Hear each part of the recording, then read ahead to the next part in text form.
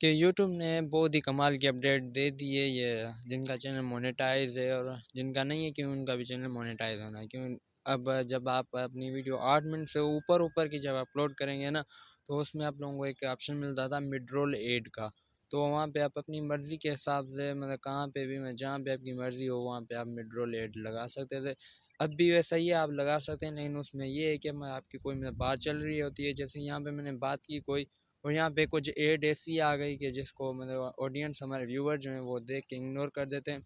हमारी वीडियो को छोड़ के वहाँ से भाग जाते हैं। तो यूट्यूब ने एक मीटा एआई का मतलब जो है ना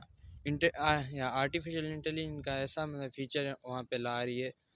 कि वहाँ पे ऑटोमेटिक आप लोगों की एड वहाँ पे लगाएंगी, मतलब जहाँ पे ऑडियंस मतलब आपकी वीडियो पे हुक हो गई है ना, तो वहाँ पे बीच में अगर एड आ जाएगी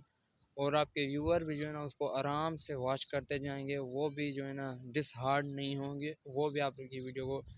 इंगेज करते रहे, मतलब जो है ना एंड तक आपकी वीडियो के साथ बने रहेंगे, क्योंकि वो आपकी वीडियो की रीच डाउन नहीं होगी। तो आप लोग बताएं आपको ये अपडेट कैसी लगी। उम्मीद करता हूँ आपको अच्छी लगी होगी, तो चैनल को सब्सक्राइब करके वीडियो को लाइक कर दें।